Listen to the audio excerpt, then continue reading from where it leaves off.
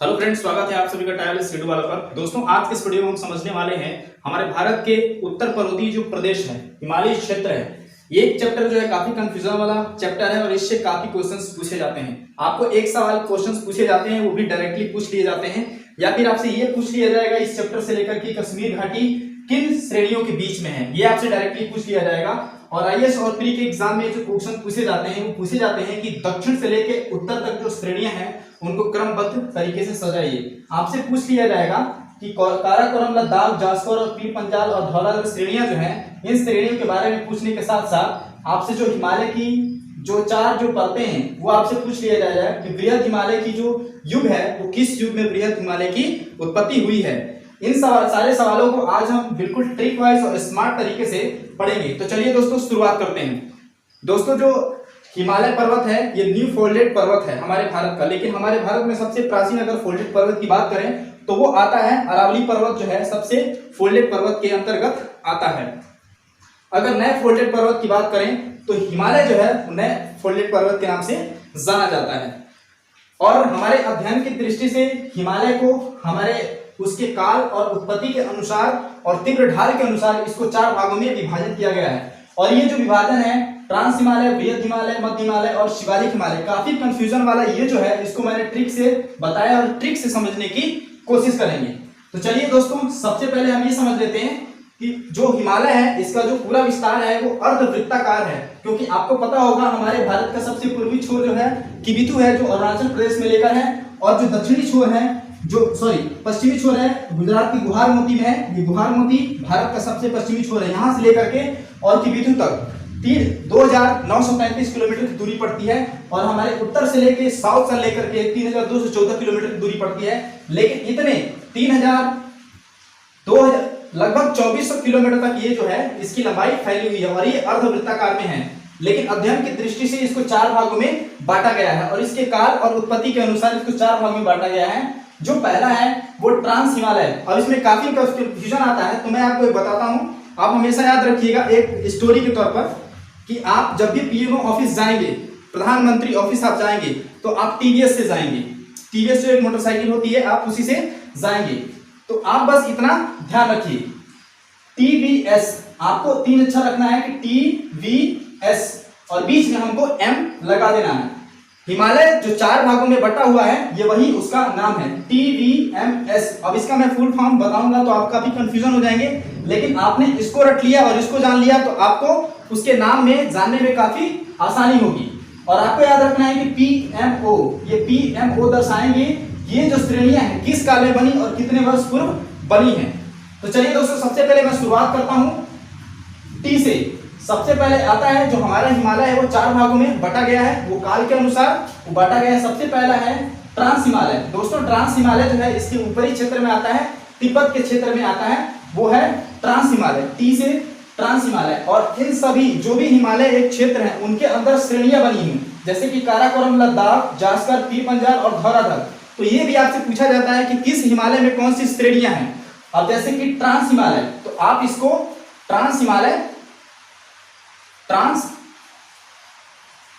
हिमालय, ये है trans Himalaya. TVS PMO आपको याद होना चाहिए, टीवीएस। सबसे पहले इसको ट्रांस हिमालय और इसके बाद वी से बृहद हिमालय बोला जाता है, वी से बृहद हिमालय। दोस्तों, बृहद हिमालय बोलने के साथ साथ इसको महान हिमालय भी बोला जाता है, क्योंकि ये जो है वी से बृहद हिमालय मतलब बड़ा हिमालय या फिर दीर्घ हिमालय के नाम से भी जाना जाता है। इसको हम दीर्घ हिमालय के नाम से भी जानते हैं, दीर्घ हिमालय के नाम से भी जानते हैं। अब अगर बात करें कि एम से क्या है, तो दीर्घ के बाद होता है लघु, तो एम से लघु हिमालय, एम से लघु हिमालय, एम से लघु हिमालय। और एम से लघु हिमालय को जानने के साथ साथ इसको मध्य हिमालय के नाम से भी जाना जाता है। तो तीन हो गए। सबसे पहले तो ट्रांस हिमालय हो गया, वी से बृहद हिमालय, बृहद मतलब बड़ा, उसको बृहद, दीर्घ या फिर महान हिमालय बोल सकते हैं। और वी से एम से मिडिल हिमालय, मध्य हिमालय या फिर लघु हिमालय के नाम से जानते हैं, एम से लघु हिमालय के नाम से जानते हैं। अब तीसरा जो है वो सबसे दक्षिणी छोर में पड़ता है। अगर हमारे ट्रांस हिमालय, वृहद हिमालय, मध्य या लघु हिमालय और शिवालिक हिमालय जो है वो हिमालय को 4 भागों में बांटा गया है और लास्ट जो है वो शिवालिक हिमालय के नाम से जाना जाता है। तो इसको हम कहते हैं शिवालिक हिमालय, शिवालिक शिवालिक हिमालय, या फिर इसको सबसे उप हिमालय के नाम से भी जाना जाता है। आपने देखा होगा कि मंत्री और मंत्री के बाद जो होते हैं उप मुख्यमंत्री होते हैं, तो ठीक आप उसी तरीके से समझ सकते हैं कि अगर ये लघु हिमालय है या फिर मध्य हिमालय है तो ये उप हिमालय होगा और ये शिवालिक हिमालय। फिर एक बार करेक्ट कर लेते हैं। हिमालय जो है वो 4 भागों में बटा हुआ है। सबसे पहले तो ट्रांस हिमालय में, फिर वृहद हिमालय में, वृहद मतलब बड़ा या फिर महान हिमालय में, फिर इसके बाद एम से आ जाएगा लघु हिमालय या फिर मिडिल हिमालय, इसके बाद शिवालिक हिमालय या फिर उप हिमालय के नाम से जाना जाता है। TDSM, ये इतना क्लियर है आपको। अब इसके बाद देखते हैं ये कहाँ कहाँ पर है। अब दोस्तों इसमें कभी कभी पूछा जाता है सवाल में कि किस हिमालय में कौन सी श्रेणियां हैं, क्योंकि बहुत सारे जब हिमालय होते हैं, हिमालय की जो श्रेणियां होते हैं तो उसके बीच में श्रेणियां पाई जाती हैं और ये जो श्रेणियों के नाम है मैंने आपके सामने लिखा हुआ है, काराकोरम, लद्दाख, जास्कर, पीर पंजाब और धौलाधर। तो आपको इसको भी एक शॉर्ट फॉर्म में याद रखना है, KLJPD, KLJPD, के से काराकोरम, L से लद्दाख, J से जास्कर, P से पीर पंजाब और D से धौलाधर, ये आपको देखना है। तो हम देखते हैं जो हिमालय में जो श्रेणियां जो बांटी गई है, तो काराकोरम जो है वो ट्रांस हिमालय के अंतर्गत आती है। इसके साथ ही जो लद्दाख है ये भी ट्रांस हिमालय के अंतर्गत आती है। इसके अलावा देखिए जो बृहद हिमालय है, जो जास्कर जो श्रेणी है वो बृहद हिमालय के अंतर्गत आती है। बृहद हिमालय के अंतर्गत जो जास्कर श्रेणी है वो आती है। अब अगर मान लें कि मध्य हिमालय, तो मध्य हिमालय में जो है पीर पंजाल जो श्रेणी है, पीर पंजाल जो श्रेणी है वो मध्य हिमालय के अंतर्गत आता है या फिर लघु हिमालय के अंतर्गत आता है। धौलाधर देखिए, धौलाधर दोस्तों देखिए, धौलाधर जो है वो शिवालिक हिमालय के अंतर्गत आएगा। तो शिवालिक हिमालय के अंतर्गत आएगा या फिर उप हिमालय के अंतर्गत आएगा। और कभी कभी इसके एज को लेकर भी सवाल आते हैं। तो आइए देखते हैं कि एज को लेकर के, जैसा मैंने बताया था पीएमओ ऑफिस जाने के लिए TBS से जाना पड़ता है। तो TBSN आप बाद में लगा लेंगे बीच में, और PMO ऑफिस, PMO, तो P से हो जाएगा प्लायोशिन युग, प्लायोशिन युग, प्लायोशिन युग। और आप दोस्तों अब एज में आप काफी डिफिकल्ट पड़ती है, तो आप इतना याद रखिए कि जो चीज बहुत पहले, सबसे पहले जिस हिमालय का उत्थान हुआ होगा, सबसे पहले जो फोल्डेड हुई होगी वो सबसे पहले हुई होगी, तो सबसे पहले जो हुई होगी बृहद हिमालय होगा। और ये जो उत्थान हुआ था इसका ओ से ओलिगोयोसिन युग में हुआ था और लगभग 25 से 40 मिलियन वर्ष पूर्व हुआ था। तो आप इसको याद रख सकते हैं इस तरीके से। आप देखिए एम से आप कह सकते हैं कि एम से मध्य मायोसिन युग 14 मिलियन वर्ष पूर्व। अब देखिए जो सबसे बृहद हिमालय है दोस्तों ये सबसे पहले हुई, इसलिए ये सबसे ज्यादा एज होगी 25 से 40 मिलियन वर्ष पूर्व। लेकिन मिडिल हिमालय या फिर मध्य मायोसिन युग में मिडिल हिमालय या फिर लघु हिमालय का जन्म हुआ तो ये 14 मिलियन वर्ष पूर्व, तो ये नई है इसलिए थोड़ा कम एज होगा। और जो प्लायोशिन युग है, शिवालिक हिमालय या फिर उप हिमालय, ये नववलित पर्वत है। तो नववलित पर्वत देखिए इसका समय जो है 5 से लेके 1.7 मिलियन वर्ष पूर्व हुई है। तो आप देखेंगे ये जो हिमालय बहुत पुराना है, फिर ये इससे नववलित है, इसके बाद ये नववलित है। तो आप PMO, P से प्लायोशिन, M से मध्य मायोसिन और O से ओलियो युग, आप इसको भी ध्यान करके याद कर सकते हैं। अब चलिए हम देखते हैं कि हमारे भारत उत्तर पर्वतीय प्रदेश में जो हिमालय है वो कौन कौन सी श्रेणियां कहाँ पर हैं। तो दोस्तों सबसे पहले ये पामीर है, हमारे एशिया का छत कहा जाता है पामीर। तो आप देखिए ये हिंदुकुश पर्वत है। हिंदुकुश पर्वत 326 ईसा पूर्व में जो सिकंदर है वो हिंदुकुश पर्वत को पार करके आया था। ये वही हिंदुकुश पर्वत है जहां से सिकंदर 326 ईसा पूर्व में भारत में आक्रमण करने आया था। अब देखिए कुनलुन पर्वत, अब यहाँ से पामीर से 2 पर्वत निकले हैं, एक कुनलुन पर्वत और एक हिंदुकुश पर्वत। लेकिन इसके साउथ साइड में जाएंगे तो यहाँ से चालू होता है सबसे पहले काराकोरम जो श्रेणियां हैं, काराकोरम जो श्रेणी है ये बनी हुई है। और हमारे भारत का जो सबसे ऊंचा जो पर्वत चोटी है K2 गॉडविन ऑस्टिन के नाम से जाना जाता है। तो K2 गॉडविन ऑस्टिन में कभी कभी एग्जाम में पूछा जाता है कि K2 गॉडविन ऑस्टिन जो है वो कौन सी श्रेणी में है। तो K2 गॉडविन ऑस्टिन जो है वो काराकोरम श्रेणी में है। K से काराकोरम और K से K2 Godwin Austen. K2 Godwin Austen जो है भारत की सबसे सर्वोच्च चोटी है और दूसरी जो सर्वोच्च चोटी है वो कंचनजंगा है। आप इसमें कंफ्यूज नहीं होंगे। काराकोरम में आपको K2 गॉडविन ऑस्टिन मिल जाएगी, इसके बाद राकापोशी भी मिल जाएगी। तो ये काराकोरम श्रेणी क्लियर है। अब देखते हैं लद्दाख श्रेणी। अब दोस्तों लद्दाख श्रेणी जो है, लद्दाख श्रेणी में एक नंगा पर्वत है। तो दोस्तों क्लियर, जैसे सिंपली तरीके से आपसे क्वेश्चन पूछे जाते हैं कि नंगा पर्वत जो है वो कौन सी श्रेणी में है, तो आप बोलेंगे लद्दाख श्रेणी में है। आप लद्दाख श्रेणी में देख रहे होंगे नंगा पर्वत जो है वो लद्दाख श्रेणी में बना हुआ है। अब देखिए कभी कभी क्वेश्चन ये भी पूछते हैं कि सिंधु नदी जो है कौन सी श्रेणियों के बीच बहती है, तो आप इस चित्र के माध्यम से आप आसानी से समझ सकते हैं कि सिंधु नदी का जो उद्गम है वो मानसरोवर से हुआ है, मानसरोवर से हुआ है। और यहाँ से सिंधु नदी जो है वो लद्दाख श्रेणी और जास्कर श्रेणियों के बीच से होती हुई ये पाकिस्तान में चली जाती है, और पाकिस्तान की सबसे बड़ी नदी जो कहलाती है वो सिंधु नदी कहलाती है। तो आप देखिए लद्दाख श्रेणी और जास्कर श्रेणी के बीच जो है ये सिंधु नदी का उद्गम होकर ये पाकिस्तान में चली जाती है। ये पाकिस्तान, इस साइड ये पाकिस्तान में चली जाती है। और दूसरी बात, जो मानसरोवर से एक और नदी का उद्गम हुआ है वो कौन सा है, ब्रह्मपुत्र नदी। जो ब्रह्मपुत्र नदी का भी उद्गम मानसरोवर से हुआ है, और तिब्बत में इसको शांगपो के नाम से जानते हैं। ये भी कभी कभी सवाल पूछते हैं। तिब्बत में ब्रह्मपुत्र को शांगपो के नाम से जाने जाते हैं। और ये अरुणाचल प्रदेश के सबसे पूर्वी छोर नामचा बरवा से होती हुई असम में अरुणाचल प्रदेश में ये एंटर करती है, प्रवेश करती है। और अरुणाचल प्रदेश में इसको दिहांग के नाम से जाना जाता है। अरुणाचल प्रदेश में दिहांग के नाम से जाना जाता है। और बांग्लादेश में दोनों का संगम होता है गंगा और ब्रह्मपुत्र। इन दोनों के संगम को मेघना के नाम से जाना जाता है, और गंगा को बांग्लादेश में पद्मा के नाम से जाना जाता है। खैर ये दूसरा टॉपिक है। देखिए तो इतना समझ में आ गया आपको, जो सिंधु नदी है वो किसके बीच बहती है, वो लद्दाख और जास्कर श्रेणियों के बीच बहती है। अब देखिए कभी कभी इसमें सवाल आते हैं कि कौन सा कश्मीर घाटी और किसके बीच, किन श्रेणियों के बीच में है, तो ये भी मैंने यहाँ पे दर्शा रखा हुआ है। जैसे कि ट्रांस हिमालय, हमने जैसी बात की, ट्रांस हिमालय या फिर महान हिमालय, KLJPD ये श्रेणियां हैं और ये पर्वत हैं। पर्वत के बीच में ये श्रेणियां रहती हैं। तो आप सबसे पहले देखेंगे जो ट्रांस हिमालय है, क्योंकि सबसे पहले वाला फोल्डेड हुआ, उसकी ऊंचाई जो है सबसे ज्यादा है। लेकिन बृहद हिमालय की उसकी ऊंचाई थोड़ी कम है।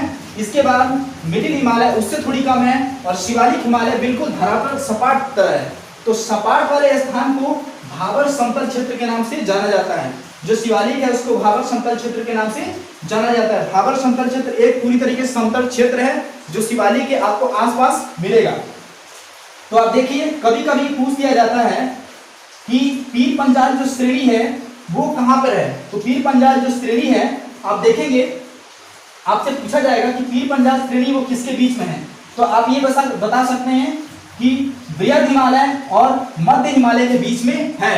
या फिर अगर आपसे क्वेश्चन अगर ये आए कि कश्मीर घाटी किसके बीच में है, तो बृहद हिमालय और पीर पंजाल श्रेणी के बीच में है कश्मीर घाटी। तो ये क्वेश्चन भी डायरेक्टली आपसे पूछे जाते हैं। और दूसरी चीज बता दूं कि माउंट एवरेस्ट जो है वो बृहद हिमालय का भाग है। आप देखेंगे बृहद हिमालय जो हमने बताया था जास्कर श्रेणी, तो काराकोरम, लद्दाख और जास्कर श्रेणी, जो माउंट एवरेस्ट पर्वत जो है, माउंट एवरेस्ट पर्वत जो आप देखेंगे यहाँ पर, तो ये जो है जास्कर श्रेणी का एक भाग है, सॉरी बृहद हिमालय का एक भाग है। तो बृहद हिमालय के अंतर्गत जास्कर श्रेणी आती है। जैसा कि हमने बताया बृहद हिमालय के अंतर्गत जास्कर श्रेणी आती है, और जास्कर श्रेणी ये है। और जास्कर श्रेणी में जो बसा हुआ है ये माउंट एवरेस्ट नेपाल में है, और ये जास्कर श्रेणी के ऊपर है।